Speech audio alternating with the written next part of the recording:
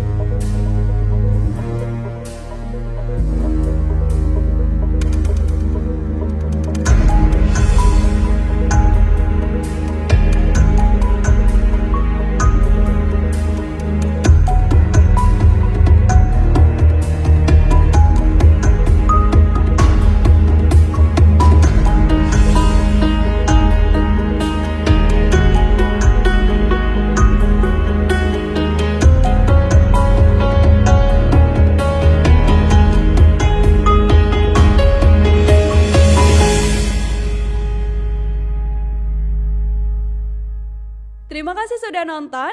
Jangan lupa like, subscribe, dan share ya.